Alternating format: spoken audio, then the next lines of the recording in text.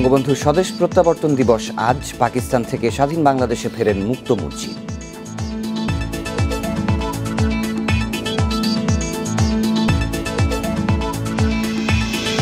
প্রায় 2 মাস পর সিসিইউ থেকে কেবিনে খালেদা, অবস্থার উন্নতি হয়নি বলছেন চিকিৎসকরা।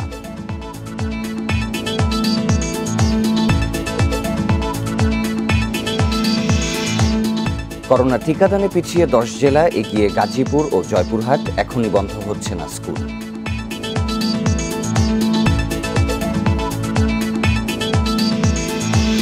ডেল্টা ওমিক্রন 2 ধরনের মিশ্রণের নতুন করোনা ধরন শনাক্ত। সাইপ্রাসের নামকরণ ডেল্টাক্রন।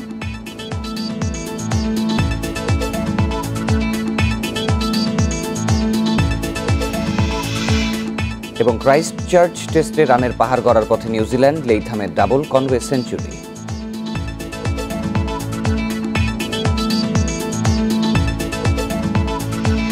আমন্ত্রণ ইন্ডিপেন্ডেন্ট সংবাদে, সাথে আছি শাফাত বিন ফরিদ এবং আমি ফারহান আলম। এতক্ষণ শুনছিলেন শিরোনাম, এবার পুরো খবর। আজ 10 জানুয়ারি জাতির জনক বঙ্গবন্ধু শেখ মুজিবুর রহমানের স্বদেশ প্রত্যাবর্তন দিবস। 1972 সালের এই দিন পাকিস্তানের কারাগার থেকে মুক্ত হয়ে স্বাধীন বাংলাদেশে ফেরেন তিনি। বিশ্লেষকদের মতে প্রত্যাবর্তনের পর বঙ্গবন্ধুর দূরদর্শী নেতৃত্বে মাত্র 3 মাসের মধ্যে নিজের দেশে ফেরে ভারতীয় সেনাবাহিনী। ৭১-এর 25শে মার্চ অপারেশন সার্চলাইট শুরুর পরপরই ধানমন্ডির বাসা থেকে গ্রেপ্তার হন বঙ্গবন্ধু। বাঙালি যখন স্বাধীনতার জন্য লড়ছে, তিনি তখন মৃত্যুর প্রহর গুনছিলেন পাকিস্তানের কারাগারে। চূড়ান্ত বিজয়ের পর আন্তর্জাতিক চাপে 8 জানুয়ারি তাকে মুক্তি দিতে বাধ্য হয় পাকিস্তানি জান্তা। 290 দিন কারাবাসের পর বিশেষ ফ্লাইটে 8 জানুয়ারি যান লন্ডনে। পরে ব্রিটিশ প্রধানমন্ত্রীর দেয়া বিশেষ বিমানে 9 জানুয়ারি যাত্রা করেন দেশের পথে। 10 জানুয়ারি সকালে যাত্রাবিরতি দিল্লিতে। সেখানে ভারতের তৎকালীন রাষ্ট্রপতি ভিভি গিরি, প্রধানমন্ত্রী ইন্দিরা গান্ধী সহ দেশটির জনগণের কাছ থেকে পান উষ্ণ সংবর্ধনা। বক্তৃতায় মুক্তিযুদ্ধে তাদের সহযোগিতার জন্য জানান কৃতজ্ঞতা। I go back now to free, independent, sovereign Bangladesh.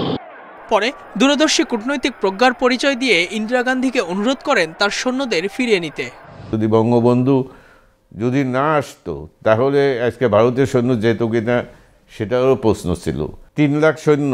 Mrs Gandhi বলছে আমার জন্মদিনে, 7ই মার্চ আমার জন্মদিনে, ওই সময় আপনি বাংলাদেশে আসবেন, তখন কোনো ভারতীয় সৈন্য বাংলার মাটিতে থাকবে না।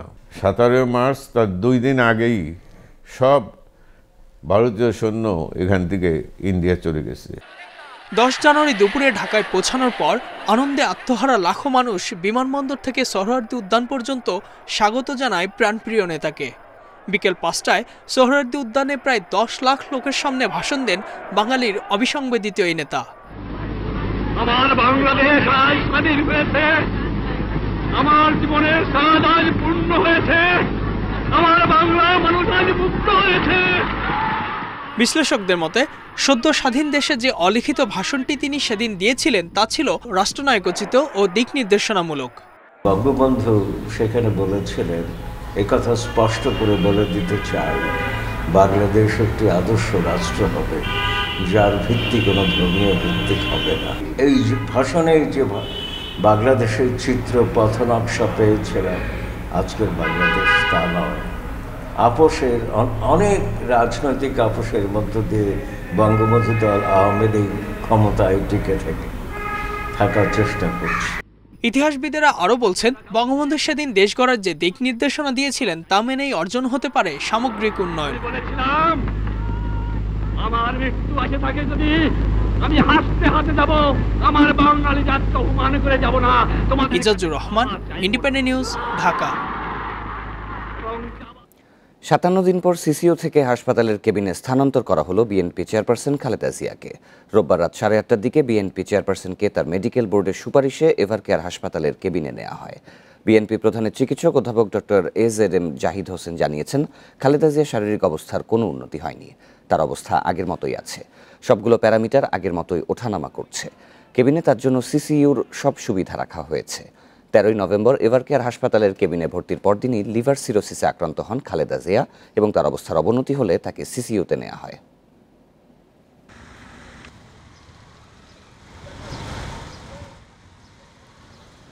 করোনা টিকায় পিছিয়ে দেশের 10 জেলা। টিকার হার সবচেয়ে কম ব্রাহ্মণবাড়িয়ায় 36%। এছাড়া ভোলা, সুনামগঞ্জ, ময়মনসিংহ ও কিশোরগঞ্জেও টিকার হার কম।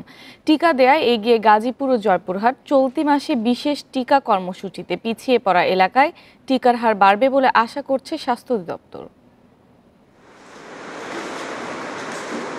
2021 সালের 27 জানুয়ারি দেশে শুরু হয় করোনা টিকা কর্মসূচি। এ পর্যন্ত টিকা পেয়েছেন 7.5 কোটির বেশি মানুষ। এখন প্রতিদিন টিকা পাচ্ছেন 10 লাখের বেশি। রাজধানীতে প্রথম শুরু হলেও টিকাদানে এগিয়ে গাজীপুর।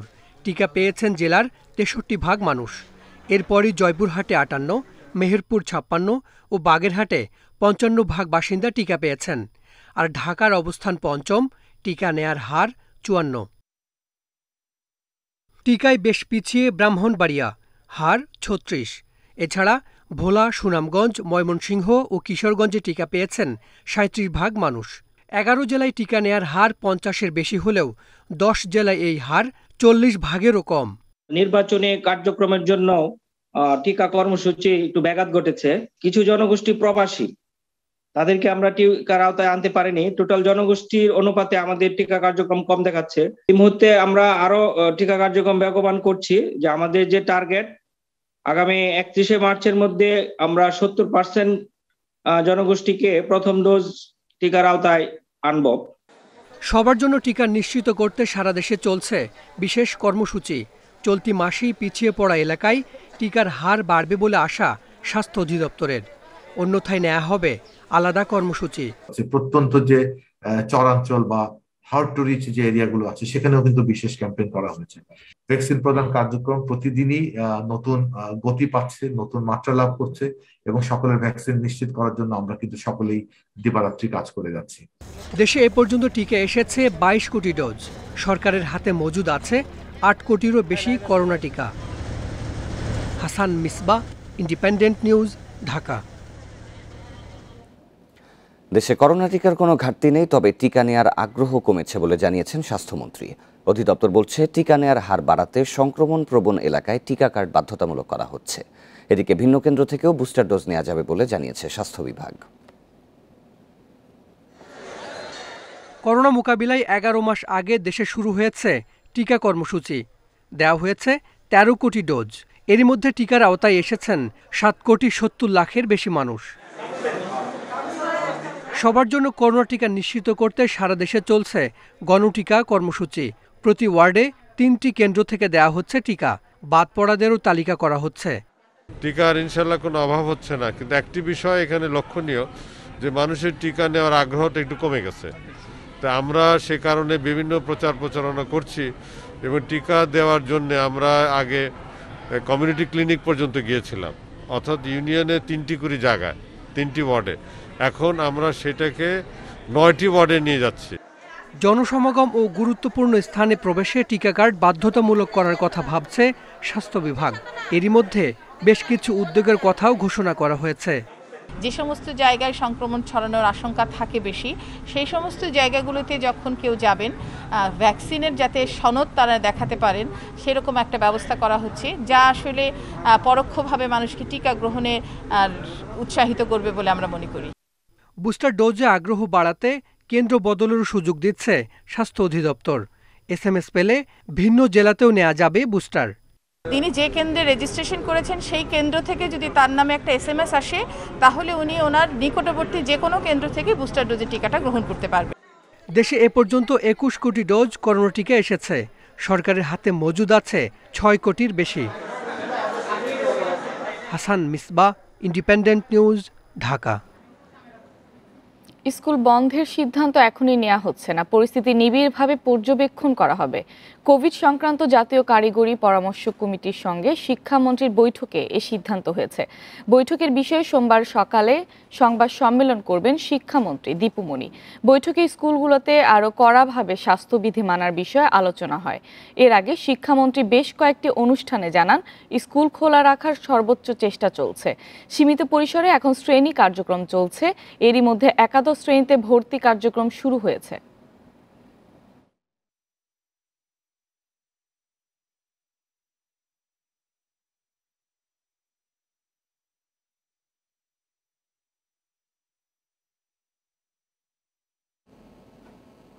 ঘন কুয়াশা ও হিমেল হাওয়ায় সারা দেশে শীতের ভোগান্তি বেড়েছে। শীতবস্ত্রের অভাবে বিপাকে পড়েছেন খেটে খাওয়া মানুষরা। প্রচণ্ড ঠান্ডায় হাসপাতালে বাড়ছে রোগীর চাপ। ঘন কুয়াশায় বোরো বীজতলা সহ বিভিন্ন ফসলের ক্ষতির শঙ্কায়ও রয়েছেন কৃষকরা। এ বিষয়ে আরও জানাতে এবার শেরপুর এবং কুড়িগ্রাম থেকে যোগ দিচ্ছেন সহকর্মীরা। শুরুতেই যাব শেরপুরে, সেখানে রয়েছেন সহকর্মী মেরাজ উদ্দিন। মেরাজ, শেরপুরে আজকে তাপমাত্রা কত রেকর্ড করা হয়েছে? সার্বিক শীত পরিস্থিতি কেমন? সাধারণ এবং নিম্ন আয়ের যারা মানুষ রয়েছেন তাদের দুর্ভোগ কতটুকু চরমে পৌঁছেছে?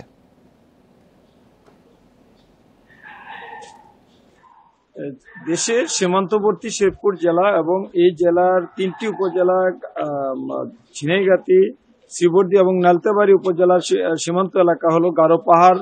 আর এই এলাকায় কিন্তু আসলে শীত অনেকটাই বেশি এবং আজকে আমি কৃষি বিভাগের সাথে কথা বলেছি, তারা সাধারণত জেলার তাপমাত্রাটা পরিমাপ করে থাকেন এবং আজকের যে সর্বনিম্ন তাপমাত্রা শেরপুরে 12 ডিগ্রি সেলসিয়াস। আর শেরপুরের যে শীত 12 ডিগ্রি সেলসিয়াস ছিল, শীতটা কিন্তু আসলে অনেক বেশি। দিনের বেলা কিছুটা তাপমাত্রা বাড়লেও সন্ধ্যার পর থেকে এবং সকাল 9টা 10টা পর্যন্ত কিন্তু আসলে শীত অনেক বেশি থাকে এবং এই সময়ে কৃষকরা যে এখন এই মুহূর্তে শেরপুর জেলায় বোরো আবাদের কৃষকরা ঝুঁকে পড়েছে এবং তারা ব্যাপকভাবে মাঠে নেমে পড়েছে এবং এই ক্ষেত্রে শীতের কারণে তাদের কিন্তু আসলে কাজ করতে অনেকটা কষ্ট হচ্ছে। পাশাপাশি এখানকার যে দরিদ্র মানুষগুলি আছে তাদের অনেকটা কষ্ট হচ্ছে। জেলা প্রশাসনের পক্ষ থেকে চেষ্টা করা হচ্ছে শীতবস্ত্র বিতরণ করার জন্য। ইতিমধ্যেই 30,000-এর বেশি শীতবস্ত্র বিতরণ করা হয়েছে আমাদেরকে, যেটা জেলা প্রশাসনের পক্ষ থেকে জানানো হয়েছে। আর বিশেষ করে গারো পাহাড়ি এলাকায় শীতটা অনেক বেশি এবং এই এলাকার মানুষ অনেক দরিদ্র মানুষের সংখ্যা অনেক বেশি। আর এই এলাকায় আসলে শীতবস্ত্রের অভাব অনেকটা দেখা দিয়েছে এবং আপনি এই বিষয়ে তথ্য সংগ্রহ করতে থাকুন, পরবর্তীতে আবার আমরা যুক্ত হব। এবার একটু কুড়িগ্রামের পরিস্থিতি জানবো, জানাতে যোগ দেবেন সহকর্মী আব্দুল খালেক। খালেক, কুড়িগ্রামে আজকে তাপমাত্রা কত রেকর্ড করা হয়েছে? শীতজনিত রোগের প্রকোপ কেমন বেড়েছে? এছাড়াও ফসলের ক্ষতি নিয়ে কৃষকরা কি বলছেন? রাজারহাট কৃষি আবহাওয়া পর্যবেক্ষণাগারে কিছুক্ষণ আগে আমি যোগাযোগ করেছি, সেখান থেকে জানতে পেরেছি যে আজকে ভোরের সর্বনিম্ন তাপমাত্রা রেকর্ড করা হয়েছে 13.5 ডিগ্রি সেলসিয়াস, যেটা গত দুদিনের চেয়ে সামান্যতম বেশি। তবে আমরা ভোর থেকে কিন্তু লক্ষ্য যে ঘন কুয়াশার একটা আবরণ কিন্তু চারদিক ঢেকে রয়েছে এবং দৃষ্টিসীমা অনেকটা কমে এসেছে। বিশেষ করে কৃষির যে ক্ষতি সেটি নিয়ে কৃষকরা শঙ্কিত হয়ে পড়েছে। আপনি জানেন যে এই সময় একটি বড় রোপণের একটি মৌসুম চলছে এবং জমি তৈরির একটি পুরো সিজন চলছে, কিন্তু সেখানে দেখা যাচ্ছে কৃষকরা জমিতে কিন্তু নামতে পারছে না। আর বীজতলার ক্ষতি নিয়ে কৃষকদের শঙ্কার কারণ হচ্ছে যে ঘন কুয়াশার কারণে কিন্তু বীজতলা ইতিমধ্যে নষ্ট হতে শুরু করেছে, বিপন্ন হতে শুরু করেছে। এই জন্য কৃষি বিভাগের পরামর্শ অনুযায়ী অনেক কৃষককে আমরা কিছুক্ষণ আগেও আমি দেখলাম যে পানি ঝরিয়ে দেওয়া হচ্ছে, শিশিরগুলো ফেলে দেওয়া হচ্ছে এবং স্প্রে দেওয়া হচ্ছে যাতে এই বীজতলা রক্ষা করা যায়। তবে তারা বলছেন যে যেভাবে কুয়াশা চলছে এবং এটা যদি অব্যাহত থাকে তাহলে তাদের পক্ষে হয়তো এই বীজতলা রক্ষা করা কঠিন হয়েছে, সেক্ষেত্রে তাদের বড় রোপণ প্রক্রিয়া বিলম্ব হতে পারে। আরেকটি বিষয় আপনি বলছিলেন যে রোগ ব্যাধির প্রকোপ, সেটি কিন্তু আগের মতোই আছে এবং প্রতিদিন 50 থেকে 60 জন অতিরিক্ত ডায়রিয়া রোগী কিন্তু কুড়িগ্রাম জেনারেল হাসপাতালে ভর্তি হচ্ছেন, যদিও সেখানে বেড সংখ্যা রয়েছে 12, কিন্তু 50 থেকে 60 জন রোগী সেখানে প্রতিদিন ভর্তি থাকছেন। কুড়িগ্রাম ও শেরপুরে শীত পরিস্থিতির খবর শুনছিলেন সহকর্মীদের কাছে। কক্সবাজার উখিয়ায় রোহিঙ্গা ক্যাম্পে আগুনে পুড়ে গেছে কয়েকশো ঘর ও দোকান। তবে এ ঘটনায় কারো হতাহতের খবর পাওয়া যায়নি। রোববার বিকেলে শফিউল্লাহর কাটা 16 নম্বর ক্যাম্পের একটি ঘরে আগুন লাগে। পরে তা আশপাশে ছড়িয়ে পড়ে। খবর পেয়ে প্রায় 1.5 ঘন্টার চেষ্টায় আগুন নিয়ন্ত্রণে আনে ফায়ার সার্ভিসের 8টি ইউনিট। এর আগে 2রা জানুয়ারি উখিয়ায় 20 এক্সটেনশন রোহিঙ্গা ক্যাম্পে একটি করোনা আইসোলেশন সেন্টারে আগুন লাগে।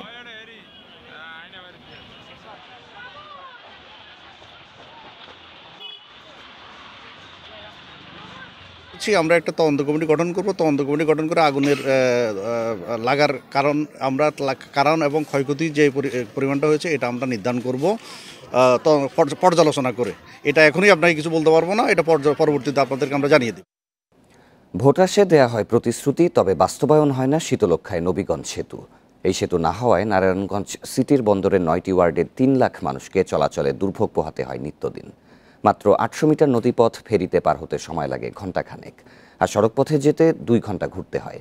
এবারও প্রার্থীদের প্রতিশ্রুতি ভোটে জিততে হবে সেতু, লাঘব হবে দুর্ভোগ। নারায়ণগঞ্জ সদর ও বন্দর উপজেলার সীমানা ভাগ করে বয়ে গেছে শীতলক্ষ্যা। সিটি কর্পোরেশনের 27টি ওয়ার্ডের 9টি বন্দর উপজেলায়, যেখানে বাস অন্তত 3 লাখ মানুষের। যাদের প্রতিদিন ঝুঁকি নিয়েই নৌকা পার হয়ে নারায়ণগঞ্জ সদরে যাতায়াত করতে হয়। শীতলক্ষার এক পার থেকে অন্য পারের দূরত্ব মাত্র 800 মিটার। এখানে আছে একটি ফেরিঘাট, চলাচল করে দুটি ফেরি, কখনো আবার একটি। তাই দীর্ঘ সময় অপেক্ষা করতে হয় যাত্রীদের। রাত 11টার পর বন্ধ হয়ে যায় ফেরি। তখন চিকিৎসা সহ জরুরি প্রয়োজনে মূল শহরে আসতে ঘুরতে হয় 2 ঘন্টার সড়ক পথ। সেতু হলে অনেক উপকার হয়, জনগণের মানুষের অনেক উপকার হয়, যেহেতু কত কষ্ট করে যে নৌকা দিয়ে মানুষ চলাচল করতেছে, এটা একটা রিক্সের ব্যাপার স্যাপার না। একটা মানুষ নদীতে পড়ে অনেকে সাঁতার জানে না। নারায়ণগঞ্জের থেকে খেপ নিয়ে যদি আমরা দূর ফারাকে যাই, দেখা গেছে আমরা 1 ঘন্টার মতন বেশি সময়, আমাকে মুরা মিলে 1.5-2 ঘন্টা লেগে থাকে সময়, তো এরকম সময় যায়। এর আগে নির্বাচনী ইশতেহারে সেতু নির্মাণের আশ্বাস দেয়া হলেও তা বাস্তবায়িত হয়নি। নারায়ণগঞ্জ সিটির 5 লাখ ভোটারের মধ্যে প্রায় 1.5 লাখ বন্দরের 9 ওয়ার্ডের বাসিন্দা, যাদের ভোটে মেলে জয় পরাজয়ের সমীকরণ। তাই তাদের এবারও দেয়া হচ্ছে সেতু নির্মাণের প্রতিশ্রুতি।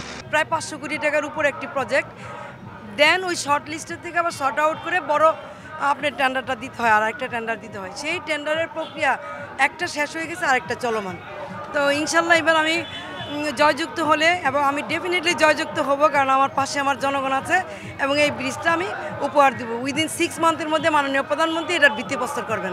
3 বছর আগে এই যে শীতলক্ষা ব্রিজটা সরকার অনুমোদন করছে একনাকে, কিন্তু সেই ব্রিজটা এখন তো টাকাটা ছাড় করাতে আনতে পারে নাই। সেবামূলক কাজগুলো হওয়া দরকার, সার্ভিসগুলো হওয়া দরকার, সেটা হয় নাই। তবে এবার আর কেবল প্রতিশ্রুতি নয়, নবীগঞ্জ এলাকায় শীতলক্ষা নদীর উপর সেতুর বাস্তবায়ন চান ভোটাররা। Adilur Rahman, Independent News, Narayanganj. শাহজালাল আন্তর্জাতিক বিমানবন্দরে 2 মাস ধরে রাতে 8 ঘন্টা ফ্লাইট বন্ধ থাকায় যাত্রী চাপ বেড়েছে 1.5 গুণ। এতে ফ্লাইটের সূচি বিঘ্ন হওয়া, ট্রলি সংকট, ইমিগ্রেশনে দীর্ঘ লাইন সহ সীমাহীন দুর্ভোগে যাত্রীরা। কর্তৃপক্ষ বলছে পরিস্থিতি সামাল দিতে এরই মধ্যে 70 জন ট্রলিম্যান নিয়োগ, ইমিগ্রেশনের জনবল বাড়ানো সহ নতুন চেকিং মেশিন স্থাপন করা হয়েছে। করোনা সতর্কতায় হযরত শাহজালাল আন্তর্জাতিক বিমানবন্দরে প্রবেশ, বোর্ডিং, চেকিং, ইমিগ্রেশন সহ নানা আনুষ্ঠানিকতা শেষ করতে একজন যাত্রীর সময় লাগছে 3 থেকে 4 ঘন্টা। আর সংযুক্ত আরব আমিরাতগামী যাত্রীদের বিমানবন্দরে করোনা পরীক্ষার বাধ্যবাধকতা থাকায় ব্যয় করতে হচ্ছে 8 থেকে 9 ঘন্টা পর্যন্ত। স্বাভাবিক সময়ে বিমানবন্দরে 24 ঘন্টায় 20,000 যাত্রী পারাপারের সক্ষমতা থাকলেও রাতের ফ্লাইট বন্ধ থাকায় দিনে বেড়েছে যাত্রী চাপ। এতে বিমানবন্দর ঘিরে নানা অভিযোগ যাত্রীদের। বসার জায়গা নাই, খাওয়ার জায়গা নাই, প্রস্রাবের জায়গা নাই, অনেক কষ্ট হইতেছে। আমরা প্রবাসী এত কষ্ট হয় মানে বলার বাহিরে। এখানে আমাদের স্বাস্থ্য কমপ্লেক্স একটা ফর্ম দেওয়ার কথা, এটা দেওয়া হয়নি। এখানে একজনের কাছে জিজ্ঞাসা করছে যে ভাই পিসিআর টেস্ট কোথায় দেয়, তো উনি বলছে যে মানে আমরা লাইনে দাঁড়াইতে হবে না, আমরা সব রেডি করে দেবো, 1000 টাকা করে নেবে। বিমানবন্দরের সক্ষমতা বাড়াতে এরই মধ্যে 70 জন ট্রলিম্যান নিয়োগ দেওয়ার পাশাপাশি বাড়ানো হয়েছে ইমিগ্রেশন পুলিশের সংখ্যাও। সেই সঙ্গে গ্রিন চ্যানেলে বসানো হয়েছে নতুন চেকিং মেশিন। সিকিউরিটি এগুলি করতে তো সময় লাগে, 2 থেকে 3 ঘন্টা সময় লাগে। তো everything has some own certain time. এক জায়গায় বিলম্ব হলে পরবর্তী অ্যাকশনগুলো বিলম্ব হয়ে যায়। তো আমরা পিসিআর ল্যাবকে বলেছি তো আমরা যেন তারা যেন রিপোর্টগুলো তাড়াতাড়ি দেয়, তাহলে আমাদের আর কোনো যাত্রীদের কোনো বিলম্ব থাকবে না। আমরা শুধু দেখতেছি যে যাত্রীর ভোগান্তিটা, কিন্তু আমরা যে কী পরিমাণ এয়ারপোর্টে কষ্ট করতে হচ্ছে এই যে এতগুলো যাত্রী সেবা দেওয়ার জন্য, এটা কিন্তু আসলে ঠিক ফুটে উঠে নাই। তবে আমরা দুঃখ প্রকাশ করি যে আমরা যতই যাত্রী দেই না কেন, আমাদের চেষ্টা আছে যেন যাত্রীরা স্বাচ্ছন্দ্যে চলাফেরা করতে পারে। বেবিচক বলছে ট্রলি সংকট কাটাতে ফেব্রুয়ারির মধ্যেই আসছে 2500 নতুন ট্রলি। সেই সঙ্গে রাতের ফ্লাইট স্বাভাবিক হলে যাত্রী সেবা শতভাগ দেয়া সম্ভব হবে। Sohel Rana, independent news, Dhaka. বিদেশে অবৈধ অর্থ সম্পদ পাচার করেও পার পাচ্ছে না দুর্নীতিবাজরা। প্রতি বছর বেড়েই চলছে অবরুদ্ধ সম্পদের পরিমাণ। বিদায়ী বছরে আদালতের নির্দেশে দুদকের আবেদনে টাকার মূল্যমানে 121 কোটির অর্থ সম্পদ অবরুদ্ধ করেছে বিভিন্ন দেশের সরকার। যদিও টিআইবি বলছে পাচার হওয়া টাকার বিপরীতে এই টাকার পরিমাণ নগণ্য। অস্ট্রেলিয়ার সিডনির এই বাড়িটির মালিক বাংলাদেশের স্বাস্থ্য অধিদপ্তরের সাবেক হিসেবরক্ষণ কর্মকর্তা আফজাল। দুদক সূত্রে জানা যায় দেশ থেকে পাচার করা 10 কোটি টাকায় কেনা এই সিডনির বাড়ি। তবে সে দেশে আফজাল পাচার করেছে কয়েকশো কোটি টাকা। স্বাস্থ্য অধিদপ্তরের কেনাকাটার দুর্নীতির কমিশনের টাকা পাচার করা হয়েছে বলে তথ্য দুদকের। তবে টাকা পাচার করেও শেষ রক্ষা হয়নি আফজালের। এখন তিনি দেশের কারাগারে। আর তার বিলাসবহুল বাড়িটি দুদকের আবেদনে অবরুদ্ধ করেছে অস্ট্রেলীয় সরকার। আদালতে অভিযোগ প্রমাণিত হলে জব্দ করা হবে বাড়িটি। এরকম অর্ধশত ব্যক্তির 121 কোটি টাকার অর্থ সম্পদ অবরুদ্ধ করেছে কানাডা, অস্ট্রেলিয়া ও সিঙ্গাপুর সরকার। আফজাল হোক আর যেই হোক, সম্পদ যদি আপনি বাইরে নিয়ে যান এবং এটা যদি তথ্যপাত্রের মাধ্যমে কমিশন ধরতে পারে, দেখে অবশ্যই সেই সম্পদের জব্দ আমার আদালতের মাধ্যমে জব্দ করা যাবে আবেদনের ভিত্তিতে। কাজেই এখন টাকা পাচার করে, সম্পদ পাচার করে খুব একটা লাভ হবে বলে আমার মনে হয় না। বিদেশে পাচার হওয়া অবৈধ সম্পদ জব্দের প্রক্রিয়া শুরু হওয়ার বিষয়টি ইতিবাচক, কিন্তু পাচার হওয়া অর্থ সম্পদের পরিমাণ কয়েক হাজার গুণ বলছে টিআইবি। এছাড়া রয়েছে বেগমপাড়া কানাডার, বা রয়েছে মালয়েশিয়ার সেকেন্ড হোম, রয়েছে হুন্ডি, যেটা সনাতন পদ্ধতিতে অর্থ পাচার হয়ে থাকে। অর্থাৎ বাংলাদেশ থেকে পাচারকৃত অর্থের পরিমাণ কিন্তু বিশাল। 64,000 কোটি টাকা বললে সেটা খুবই কম হবে। তবে গত 2 বছরে করোনার কারণে কার্যক্রম সীমিত থাকায় দেশে দুর্নীতিবাজদের অর্থ সম্পদ বাজেয়াপ্তের পরিমাণ কয়েক গুণ কমেছে বলে জানিয়েছে দুদক। রিশাদ হুদা, ইন্ডিপেন্ডেন্ট নিউজ, ঢাকা। ঘরের কাছে বাণিজ্য মেলা হওয়ায় খুশি রূপগঞ্জ ও কালীগঞ্জবাসী। তারা বলছেন আগের মেলা অনেক দূরে থাকায় খুব একটা যাওয়া হতো না তাদের। পাশাপাশি মাসব্যাপী এ মেলায় এলাকার অর্থনীতি কিছুটা হলেও গতি পাবে বলে আশা তাদের। এদিকে সপ্তাহ পার হলেও তেমন জমে ওঠেনি বেচাকেনা। শেরেবাংলা নগর নয়, এবার ঢাকা আন্তর্জাতিক বাণিজ্য মেলা বসেছে 25 কিলোমিটার দূরে পূর্বাঞ্চলে বাংলাদেশ চায়না ফ্রেন্ডশিপ এক্সিবিশন সেন্টারে। কাছাকাছি বাণিজ্য মেলা হয় খুশি রূপগঞ্জ ও কালীগঞ্জবাসী। মাটিতে আসছে এই মেলা থেকে 1.5 কিলো দূরে আমার বাড়ি, তো এই উপসরে আমার জন্মস্থান, সেই হিসাবে আজকে সবচেয়ে বাড়ির পাশে, মানে বাড়ির দরজা হিসাবে বাণিজ্য মেলা আমরা পাইছি। এটা আমার খুব আনন্দিত, খুবই আনন্দ লাগছে, খুবই ভালো লাগছে। আজ প্রথম আসলাম আমি, আরও আসবো, এখন অনেক ভালো লাগতেছে। অনেকের জন্যই সুবিধা হয়েছে, দূর দূরান্ত থেকে চতুর্দিক থেকে মানুষ আসে এবং যেই রাস্তাঘাট হচ্ছে, মানুষ ভবিষ্যতে এখানে আইসা ঘোরাফেরা আনন্দ উল্লাস করতে পারবে। মেলার কারণে আশেপাশের লোকজনের ব্যস্ততা বাড়ার পাশাপাশি অর্থনৈতিকভাবে লাভবান হচ্ছেন অনেকে। বিক্রি বাটা এখন বেশি হচ্ছে, আগের চাইতে এখন অনেক বেশি। আগে 3,000, এখন বেশি 10,000 টাকা। আগে তো এখানে খালি জায়গাই ছিল, তো সেক্ষেত্রে পূর্বাঞ্চলের পলট ব্যক্তি, যেমন এই যে আমাদের বাণিজ্য মেলা হওয়াতে এখানে মানুষের অর্থনৈতিকভাবে যথেষ্ট প্রভাব ফেলতেছে। এখানের মানুষ আগের চেয়ে অনেক ডেভেলপ হচ্ছে। অন্য সব বছর মেলায় 400 থেকে 500টি স্টল ও প্যাভিলিয়ন থাকলেও এবার রয়েছে 225টি। কোভিডের নতুন ধরন ওমিক্রনের সংক্রমণ বাড়তে থাকায় বিদেশি কোম্পানিগুলোর উপস্থিতি কিছুটা কম। প্রতিদিন সকাল 10টা থেকে রাত 9টা পর্যন্ত মেলা চলবে, আর ছুটির দিনে রাত 10টা পর্যন্ত দর্শনার্থীদের জন্য উন্মুক্ত থাকবে এ মেলা। আল আমিন হোসেন, ইন্ডিপেন্ডেন্ট নিউজ, ঢাকা। বঙ্গবন্ধু শেখ মুজিবুর রহমানের ঐতিহাসিক স্বদেশ প্রত্যাবর্তন দিবস উপলক্ষে রাজধানীতে চলছে বঙ্গবন্ধু ঢাকা ম্যারাথন 2022। ভোর 5:30টায় আর্মি স্টেডিয়াম থেকে শুরু হয় ম্যারাথন। কাকলী, গুলশান 2 নম্বর এবং গুলশান 1 নম্বর হয়ে হাতিরঝিলে গিয়ে শেষ হবে এই দৌড় প্রতিযোগিতা। ফুল ও হাফ ম্যারাথন ইভেন্টে দেশীয় ছাড়াও ইউরোপ ও আফ্রিকার অ্যাথলিটরা অংশ নিয়েছেন। 52 জন বিদেশি সহ 5 শতাধিক অ্যাথলিট দৌড়াচ্ছেন এই ম্যারাথনে। এ উপলক্ষে দুপুর পর্যন্ত হাতিরঝিল সহ বিভিন্ন এলাকায় যানবাহন চলাচল নিয়ন্ত্রণ করা হবে।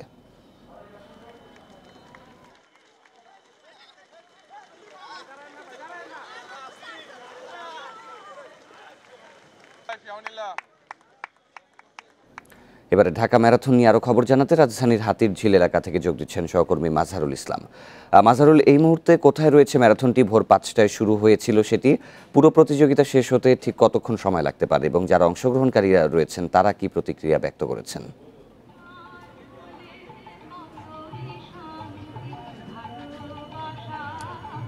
দেখুন, এখন হাতিরঝিলে আছে সবাই এবং হাতিরঝিলে ম্যারাথনটা চলছে। শুরু হয়েছে আর্মি স্টেডিয়ামে, এরপর থেকে কিন্তু হাতিরঝিলেই রাউন্ড বাই রাউন্ড চলছে। এখানে আপনি দুটো ম্যারাথন একসাথেই চলছে, হাফ ম্যারাথন এবং ফুল ম্যারাথন। হাফ ম্যারাথন অনেকটা শেষ হয়ে গেছে।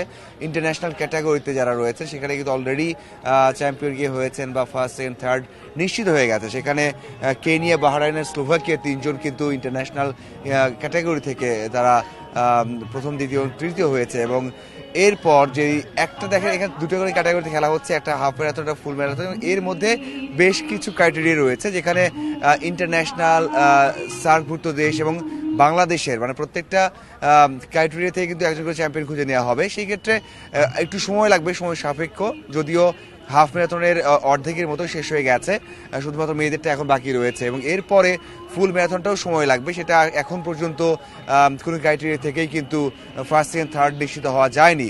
তো সেটা হাতিঝিলে এই সবাই পদক্ষেপ করছেন এবং এখানে হাতিঝিলের পর্বটা শেষ হওয়ার পরে কিন্তু বলতে পারবো যে আসলে সবগুলো ক্যাটাগরিতে ক্রাইটেরিয়া থেকে কারা চ্যাম্পিয়ন হয়েছেন। এবং এখানে আয়োজন নিয়ে বলতে চাই যে যেই জন্য আয়োজন করা হচ্ছে আপনি বলছেন, এবং বঙ্গবন্ধু শেখ মুজিবুর রহমানের স্বদেশ প্রত্যাবর্তন দিবস উপলক্ষে, এবং এখানে একটা উৎসবমুখর পরিবেশ রয়েছে। আপনি বলছেন অনেকে কি বলছেন যারা আয়োজক রয়েছেন এবং যাদের শেষ হয়ে গেছে, আমি কথা বলেছি, তারা বলছেন আসলে এরকম আয়োজন বা তারা অনেকেই যারা ইন্টারন্যাশনাল ইভেন্ট এর আগেও করেছেন তারা বলছেন যে অনেক জায়গায় তারা অংশ নিয়েছেন, তারপরেও কিন্তু এইরকম একটা প্রোগ্রামে আসতে পেরে তারা অনেক খুশি এবং আয়োজন নিয়েও তারা সন্তুষ্ট প্রকাশ করেছেন। এরপরেও যে প্রোগ্রামটা রয়েছে আসলে ম্যারাথন শেষ হওয়ার পরেও কিন্তু একটা অনুষ্ঠান হবে এখানে, যেখানে অনেক সরকারের পক্ষ থেকে আসার কথা এবং অ্যাথলেটিক্স ফেডারেশন থেকে অনেকেই থাকবেন, সেই জন্য অপেক্ষা করছে। এবং ম্যারাথনটা আমার কাছে মনে হয় যে হয়তোবা আরও 1 ঘন্টার মধ্যে 1.5 ঘন্টার মধ্যে শেষ হয়ে যাবে। নিশ্চয়ই মাজহারুল, আপনি এ বিষয়ে তথ্য সংগ্রহ করতে থাকুন, পরবর্তীতে আবার আমরা আপনার সাথে যুক্ত হব। অল্প সময়ের ব্যবধানে দ্বিগুণ বেড়েছে বাংলাদেশ শিপিং কর্পোরেশনের শেয়ারের দাম। এর যৌক্তিক কারণ খুঁজতে প্রাথমিক তথ্য যাচাই শুরু করেছে নিয়ন্ত্রক সংস্থা Bangladesh securities and exchange commission. প্রয়োজনে অধিকতর তদন্ত করা হবে বলছে সংস্থাটি। পুঁজিবাজারে তালিকাভুক্ত প্রতিষ্ঠানের শেয়ারের দাম কমা বা বৃদ্ধি স্বাভাবিক ঘটনা। তবে সমুদ্রপথে পণ্য পরিবহনের রাষ্ট্রীয় মালিকানার সংস্থা বাংলাদেশ শিপিং কর্পোরেশনের শেয়ারের দাম গত 23 ডিসেম্বর থেকে টানা বাড়ছে। 11 কার্যদিবসে 49 টাকা থেকে 105 টাকায় ঠেকেছে বিএসসির শেয়ারের দাম। এ সময় দৈনিক শেয়ারটির লেনদেন 7 লাখ থেকে 91 লাখ ছাড়ায়। তথ্য বিশ্লেষণে দেখা যায় গত কয়েক মাসে বিএসসিতে প্রাতিষ্ঠানিক বিনিয়োগকারীদের শেয়ার ধারণ বেড়েছে 11%-এরও বেশি। অন্যদিকে কমেছে সাধারণ বিনিয়োগকারীদের শেয়ার। প্রাথমিক তথ্য সংগ্রহ করছি, যদি দেখা যায় এটাই 10 দিনের ঘটনা ঘটেছে, তা আমরা মনে করছি যে এটি হয়তো বা একটি গুরুত্বপূর্ণ বিষয় হয়ে দাঁড়াতে পারে। সেটি যদি আমরা নিশ্চিত হই তখনই আমরা আনুষ্ঠানিক তথ্য অনুসন্ধান এবং পরবর্তীতে তদন্তের প্রয়োজনে তদন্ত করব। কারণ এটি আমার কাছে মনে হয়েছে যে এটি খুব দ্রুত সময়ে বৃদ্ধি পেয়েছে, তার যুক্তিগুলো আমি বোঝার চেষ্টা করছি। গত 2 বছর প্রতিষ্ঠানটি শেয়ার প্রতি 1 টাকা করে নগদ লভ্যাংশ দেয় বিনিয়োগকারীদের, যা শতকরা বিনিয়োগের হিসাবে 2 থেকে 2.5%। চলতি বছরের প্রথম প্রান্তিকে বিএসসি শেয়ার প্রতি আয় করেছে 4 টাকার ওপরে। ফ্রেট চার্জেস যখন বেড়ে যাচ্ছে তখন সেটা তার শিপিং কোম্পানিগুলোর টপ লাইনে ইফেক্ট করবে, তাদের রেভিনিউ বাড়বে। কিন্তু সাথে সাথে এটাও ভুলে গেলে চলবে না, ফিউয়েল প্রাইসও বেড়েছে, কস্ট বিভিন্ন ইনফ্লেশনারি প্রেশারের কারণে কস্ট অফ অপারেশনও বেড়ে গেছে। সুতরাং এইটা আসলে একটা জেনারেলাইজ ধারণা নিয়ে কাজ করাটা ডিফিকাল্ট হবে। নতুন বছরের শুরুতে পুঁজিবাজারে চাঙ্গা ভাবের নেতৃত্ব ছিল হাতে গোনা কয়েকটি কোম্পানির। তার মধ্যে সরকারি কোম্পানির আধিপত্য ছিল বেশি। Hari Saha, independent news, Dhaka. 4 lane হচ্ছে রামপুরা আমুলিয়া ডেমরা সড়ক। মূল সড়ক নির্মাণে খরচ ধরা হয়েছে 2100 কোটি টাকা। এর পুরোটা দিচ্ছে চীনা কনসোর্টিয়াম কোম্পানি, আর অফিস স্থানান্তর ও জমি অধিগ্রহণে সরকার দিচ্ছে 1200 কোটি টাকা। রোববার রাজধানীর একটি হোটেলে এ নিয়ে চুক্তি করেছে সড়ক ও জনপথ অধিদপ্তর।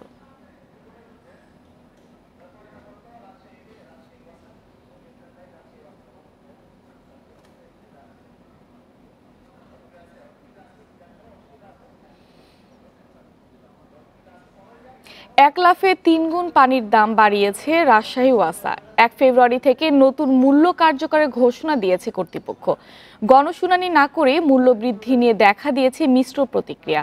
তবে ওয়াসা বলছে আয় ব্যয়ের সমন্বয় করতে এই দাম বৃদ্ধি। আবাসিক সংযোগের জন্য রাজশাহী ওয়াসার প্রতি 1000 লিটার পানির দাম 2 টাকা 27 পয়সা।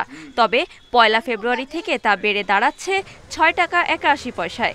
পানির দাম বাড়ানো হচ্ছে বাণিজ্যিক সংযোগের ক্ষেত্রেও। ওয়াসা বলছে সবশেষ 2014 সালে পানির দাম বাড়ানো হয়েছিল। উৎপাদন খরচ ও আয় ব্যয়ের সঙ্গে সমন্বয় করেই পানির দাম বাড়ানো হয়েছে। ফলে এ সিদ্ধান্ত থেকে সরে আসার কোনো সুযোগ নেই। রাজশাহী ওয়াসার যে বোর্ড আছে সেখানে সম্মানিত যারা সদস্য আছেন তারা নিজেরা একটি গবেষণা করে চিন্তাভাবনা করে জনগণের সার্বিক অবস্থা বিবেচনায় নিয়ে একটি যৌক্তিক একটি মূল্য নির্ধারণ করেছি, যেটি আমরা সরকারের অনুমোদন পেয়েছি। সরবরাহ করা পানির মান নিয়ে নানা অভিযোগ রয়েছে নগরবাসীর। সম্প্রতি পানি পরীক্ষা করে ব্যাকটেরিয়া পেয়েছে জনস্বাস্থ্য বিভাগ। মান ঠিক না করেই দাম বাড়ানো নিয়ে প্রশ্ন তুলছেন অনেকে। ওয়াসার পানি এখনো আমরা খাওয়া তো দূরের থেকে গোসলও করা খুব দুষ্কর হয়ে যায়। আমাদের পুরো মলার পরে খানার ঘা যে ওয়াসার বিল একেবারে এক লাফে যে 3 গুণ বাড়ে আবাসিক এবং বাণিজ্যিক ক্ষেত্রে 3 গুণ বৃদ্ধি করা, এটা আমি মনে করি এটা এক অমানবিক। ওয়াসা বলছে রাজশাহীর পানিতে প্রাকৃতিকভাবে আয়রন ও ম্যাঙ্গানিজের পরিমাণ বেশি। তবে ভূ-উপরস্থ পানি শোধনাগার স্থাপনের মেগা প্রকল্প বাস্তবায়ন হলেই সুপেয় পানি সরবরাহ করা সম্ভব হবে। Independent News desk. ঝালকাঠির কাঁঠালিয়া উপজেলায় বিশুদ্ধ পানির অভাবে দুর্ভোগে 3 ইউনিয়নের 60,000 মানুষ। লবণ পানির কারণে সব এলাকায় বসানো যাচ্ছে না গভীর নলকূপ। তাই বাধ্য হয়ে বৃষ্টি, পুকুর ও ডোবার পানি পান করা সহ দৈনন্দিন কাজে ব্যবহৃত হয় এই পানি। দূষিত পানি পান করে ছড়িয়ে পড়ছে পানিবাহিত নানা রোগ ব্যাধি। ঝালকাঠির উপকূলীয় অঞ্চল পাটিখালঘাটা, চেচিরামপুর ও আমুয়ার কিছু অংশ বঙ্গোপসাগরের কাছাকাছি হয় নলকূপ দিয়ে লবণাক্ত পানি ওঠে। 3টি ইউনিয়নে 96টি অগভীর নলকূপের মধ্যে অকেজো রয়েছে 8টি। 1980 সাল থেকে এ পর্যন্ত সরকারিভাবে পানির ফিল্টার বসানো হয় 172টি। এগুলো প্রায় সবই অকেজো। তাই দুর্গম ওই এলাকার স্বল্প আয়ের মানুষ নোনা পানি দিয়েই দৈনন্দিন কাজ করছেন। 70 বছরই পানির সমস্যায় ভুগি। আমরা বৃষ্টির দিনে আসলে একটু বৃষ্টির পানি সংগ্রহ করে খাই এবং রান্না করি। যখন পানি শেষ হয়ে যায়, বৃষ্টির পানি এবং পুকুরের পানি শুকিয়ে যায়, তখন আমরা খুব সমস্যা পড়ি। আর এলাকা নানা রকমের সময় রোগ ব্যাধি দেখা যায়। ইউএনও বলছেন শহর থেকে গ্রামে পাইপলাইনের মাধ্যমে কিংবা বিকল্প পদ্ধতিতে সুপেয় পানি সরবরাহের চেষ্টা চলছে।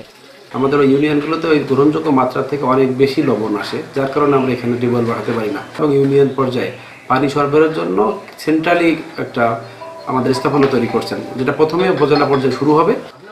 লবণাক্ত পানি পান করলে নানা জটিল রোগে আক্রান্ত হওয়ার শঙ্কা রয়েছে বলে জানালেন চিকিৎসক।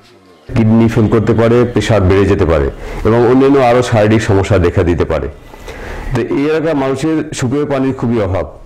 তো এই এলাকায় আমরা স্বাস্থ্য ব্যবস্থা আমরা কার্যক্রম করে যাচ্ছি। জনস্বাস্থ্য প্রকৌশল অধিদপ্তরের বরিশাল জোনাল ল্যাব একটি ইউনিয়নে পানির পরীক্ষা চালিয়ে 2.5 থেকে 3,000 ppm পর্যন্ত লবণাক্ততা শনাক্ত করে। তবে 1 থেকে 1,500 ppm পর্যন্ত লবণাক্ত পানি মানবদেহে সহনশীল। Independent News desk. লক্ষ্মীপুরের 58টি ইউনিয়ন পরিষদের মধ্যে প্রায় অর্ধেকেরই নেই নিজস্ব ভবন। ভাড়া করা অপরিসর কক্ষে চলছে বিভিন্ন কার্যক্রম। এতে জনপ্রতিনিধি ও পরিষদের কর্মীদের যেমন সমস্যায় পড়তে হয়, তেমনি ভোগান্তি পোহাতে হয় সেবা গ্রহীতাদের।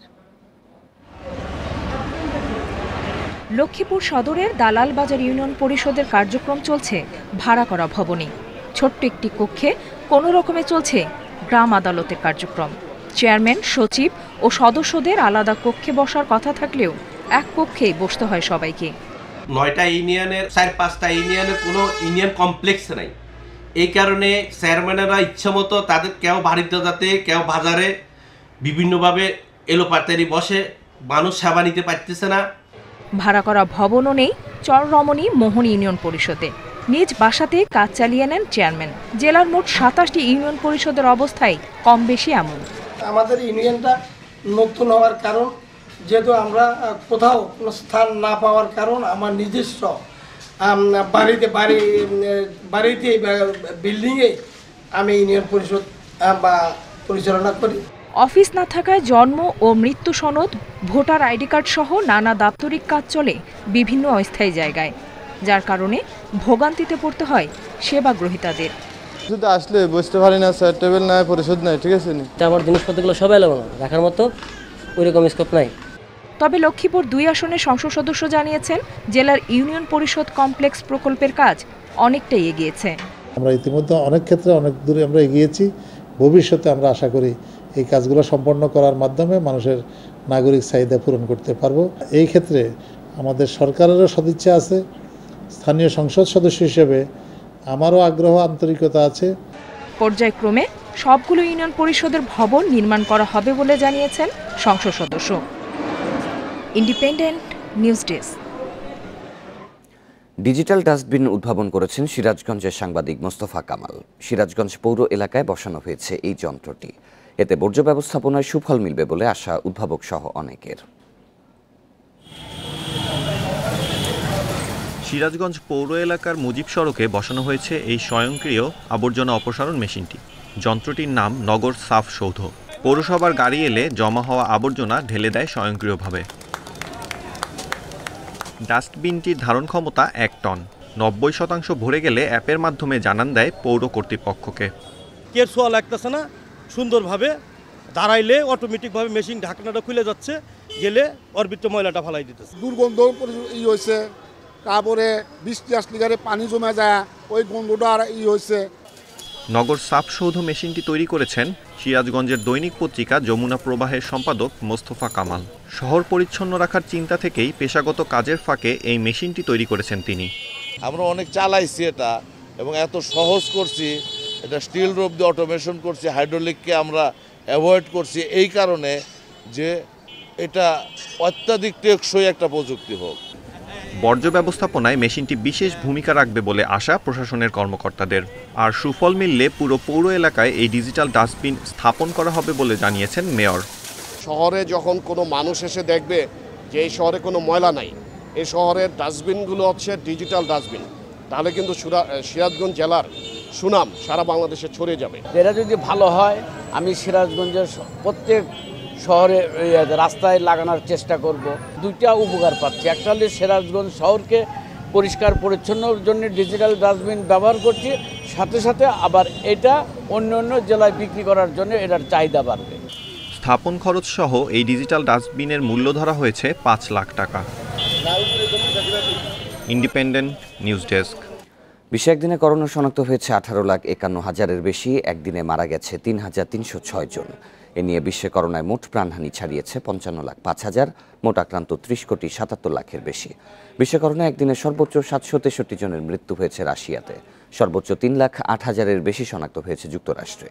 দ্বিতীয় সর্বোচ্চ 2,96,000 রোগী শনাক্ত হয়েছে ফ্রান্সে। বাধ্যতামূলক করার পর থেকে টিকা গ্রহণে মানুষের উৎসাহ বেড়েছে। ওমিক্রন শনাক্তে র্যাপিড অ্যান্টিজেন টেস্ট কতটা নির্ভরযোগ্য তা নিয়ে পরীক্ষা করার কথা জানিয়েছেন জার্মানির স্বাস্থ্যমন্ত্রী। দেশটিতে 5 থেকে 11 বছর বয়সীদের টিকা দেওয়ার কার্যক্রম শুরু হয়েছে।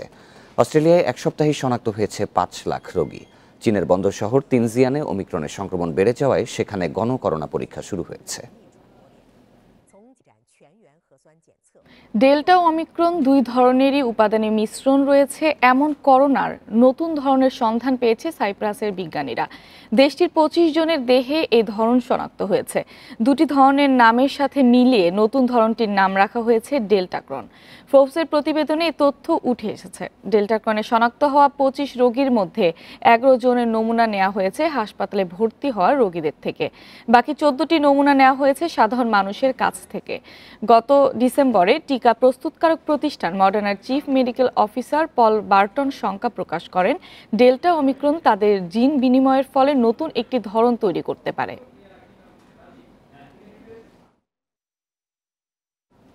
যুক্তরাষ্ট্রের নিউ ইয়র্কে একটি আবাসিক ভবনে ভয়াবহ আগুনে 9 শিশুসহ অন্তত 19 জন নিহত হয়েছে। এই ঘটনায় আহত আরও 63 জন। তাদের মধ্যে 13 জনের অবস্থা আশঙ্কাজনক। ফায়ার সার্ভিস বলছে রোববার 19 তলা ভবনটির দ্বিতীয় ও তৃতীয় তলায় আগুন লাগে। এক পর্যায়ে ভবনের প্রতিটি তলায় আগুন ছড়িয়ে পড়ে। বৈদ্যুতিক হিটারের ত্রুটির কারণে আগুনের সূত্রপাত বলে প্রাথমিকভাবে ধারণা করা হচ্ছে। আগুন নেভাতে কাজ করছে দমকল বাহিনীর প্রায় 200 কর্মী। এই ঘটনাকে দুঃখজনক বলে বর্ণনা করেছেন নিউ ইয়র্কের গভর্নর ক্যাথি হোকুল। ক্ষতিগ্রস্তদের সহায়তায় তহবিল গঠনের প্রতিশ্রুতিও দিয়েছেন তিনি।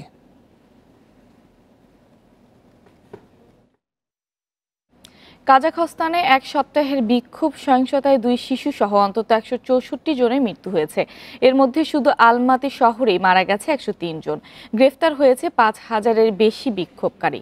কাজাখস্তানের স্বাস্থ্য মন্ত্রণালয়ের বরাতে এসব কথা জানিয়েছে রাশিয়ার বার্তা সংস্থা স্পুতনিক। জ্বালানির দাম বাড়ানোর প্রতিবাদে সপ্তাহ জুড়ে কাজাখস্তানে চলে বিক্ষোভ সহিংসতা ছড়িয়ে পড়ে দেশটির প্রায় সব বড় শহরে আন্দোলনের মুখে সরকার পতন হলেও থামেনি সংঘাত শুক্রবার বিক্ষোভ দমনে দেখামাত্র গুলির নির্দেশ দেন প্রেসিডেন্ট কাশিম জোমার্ত তোকায়েভ আন্দোলনকারীদের সন্ত্রাসীও বলেন তিনি রোববার কাজাখস্তানের স্বরাষ্ট্র মন্ত্রণালয়ের বরাতে রুশ বার্তা সংস্থা স্পুতনিক জানিয়েছে সাম্প্রতিক সহিংসতায় দেশটিতে 150-র বেশি মানুষের মৃত্যু হয়েছে সে সময় $198 মিলিয়ন সম্পদের ক্ষয়ক্ষতির ধারণা করছে দেশটির স্বরাষ্ট্র মন্ত্রণালয় শতাধিক ব্যবসা প্রতিষ্ঠান ও ব্যাংকে হয়েছে লুটপাট ভাঙচুর করা হয়েছে প্রায় 400 যানবাহন সহিংসতার ঘটনা তদন্তে 5,000-এর বেশি বিক্ষোভকারীকে জিজ্ঞাসাবাদ করা হচ্ছে পরিস্থিতি এখন স্থিতিশীল থাকলেও সন্ত্রাস দমনের অভিযান অব্যাহত থাকবে বলে জানিয়েছে দেশটির স্বরাষ্ট্র মন্ত্রণালয় Saira Khan Independent News Tom লেথামে ডাবল সেঞ্চুরি আর ডেভন কনওয়ে সেঞ্চুরিতে ক্রাইস্ট চার্চ টেস্টে রানের পাহাড় গড়েছে নিউজিল্যান্ড 6 উইকেটে 521 রান করে প্রথম ইনিংস ঘোষণা করে ব্ল্যাক ক্যাপস 1 উইকেটে 349 রান নিয়ে দ্বিতীয় দিনে ব্যাটিং শুরু করে নিউজিল্যান্ড দ্রুত সেঞ্চুরি তুলে নেন কনওয়ে তবে এরপর দীর্ঘ হয়নি তার ইনিংস রান আউট হয়ে ফেরেন সাজঘরে প্রথম দিনের মতো নিষ্প্রভ ছিল না টাইগার পেসাররা 28 রানে রস টেইলরকে ফেরানোর পর 0 রানে হেনরি নিকোলসকে আউট করেন এবাদত এরপর মিচেলের উইকেট নেন শরীফুল 252 রান করে লেইথাম আউট হন মুমিনুলের বলে মাউন্ট মঙ্গানুইতে প্রথম টেস্টে জিতে সিরিজে 1-0 ব্যবধানে এগিয়ে আছে বাংলাদেশ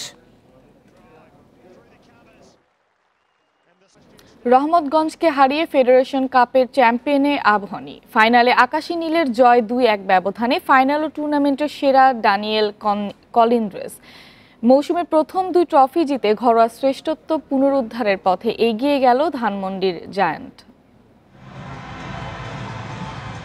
ইতিহাস গড়ার অপেক্ষা রহমতগঞ্জের বিপরীতে রেকর্ড 12তম শিরোপার হাতছানি আবাহনীর ফাইনালের আগে ইনজুরি ধাক্কা চিন্তার প্রধান কারণ শেষ মুহূর্তে ছিটকে যান দলের 2 তারকা দরেলটন ও রাফায়েল 2 ব্রাজিলিয়ানের অভাব শুরু থেকেই টের পেয়েছে আবাহনী মাঝমাঠ নিয়ন্ত্রণে রেখে প্রথম আধা ঘন্টা একের পর এক আক্রমণ রহমতগঞ্জের এগিয়ে যাওয়ার 2টি সুবর্ণ সুযোগ মিস করেন সানডে আর ফিলিপ সময় গড়াতে ছন্দ খুঁজে পায় আকাশী নীল নিষ্প্রভ কলিন্দ্রেস হঠাৎই খোলস থেকে বেরিয়ে আসেন তবে সহজ সুযোগটি মিস করেন অধিনায়ক জীবন মিনিট 10 পর রাকিবের দারুণ প্রচেষ্টা পূর্ণতা পায়নি গোলকিপারের দৃঢ়তায়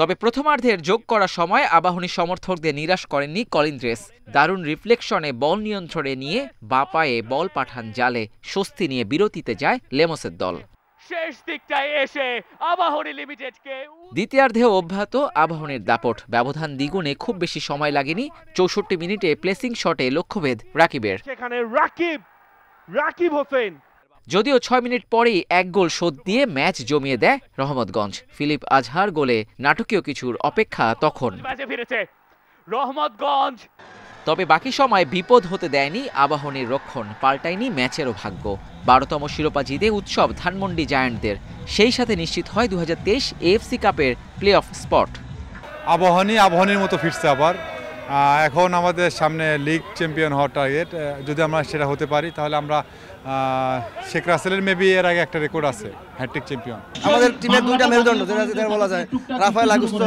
ডোরিয়ালটা ছিল না যার কারণে আমরা একটু প্রেসারে ছিলাম কিন্তু আমরা প্রেসার ওভারকাম করে আমরা উইন করেছি আমার খুব আনন্দ মৌসুম শুরুর 2 টুর্নামেন্টেই আবাহনীর দাপট তাতে বসুন্ধরা কিংসও পেল সতর্কবার্তা জমজমাট এক প্রিমিয়ার লিগের আভাস মিলছে এবারে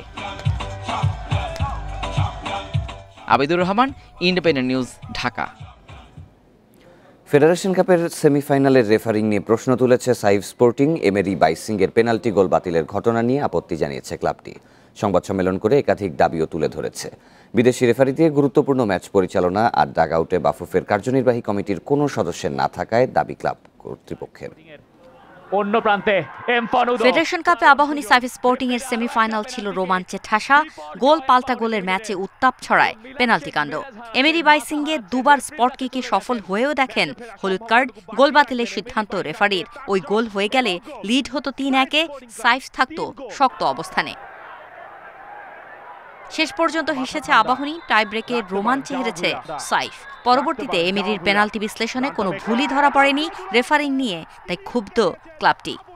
আমরা রেফারির তরফ থেকে একটা অত্যন্ত দৃষ্টিকটু এবং একেবারেই ন্যাক্কারজনক একটা সিদ্ধান্তের শিকার হয়েছি, যা কিনা মোটেও একটা প্রফেশনাল ক্লাব হিসাবে, একটা ডিসিপ্লিন ক্লাব হিসাবে, একটা অলওয়েজ আপনার একটা ফেয়ার গেম খেলা একটা ক্লাবের সাথে এই ধরনের আচরণ করাটা মোটেও যুক্তিযুক্ত হয় নাই।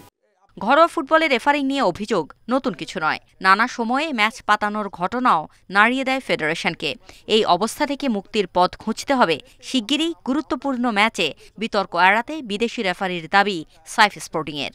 লিগের ক্ষেত্রেও কিন্তু আপনার কোনগুলো ম্যাচ লিগ ডিসাইডিং ফ্যাক্টর করবে, ওইসব খেলাগুলো আমরা কেন বিদেশ থেকে এই খুব শর্টার ডিস্টেন্সে, যেমন ইন্ডিয়াও আমাদের বেশি দূরত্ব না, আমাদের মালদ্বীপ টালদ্বীপ সব থেকেই আমাদের কিন্তু আমরা ইজিলি কিন্তু রেফারি আনতে পারি। এক্সিকিউটিভ কমিটির যারা মেম্বাররা আছেন তারা যাতে ডাগ আউটে না বসেন এই বিষয়ে আমি অনুরোধ করব। বিশেষ কোনো ক্লাবকে সুবিধা দেওয়ার অভিযোগ তুলে শিরোনাম হয়েছে বসুন্ধরা কিংস। সাইফ স্পোর্টিংয়ের এই সংবাদ সম্মেলন বাফুফের উপর আরও চাপ তৈরি করল নিঃসন্দেহে। Farida Bakhtiar, Independent News. আর এই ছিল এখনকার সংবাদে। ইন্ডিপেন্ডেন্ট টেলিভিশনের সব খবর দেখতে চোখ রাখুন ফেসবুক, ইউটিউব এবং টুইটারে। ধন্যবাদ সবাইকে।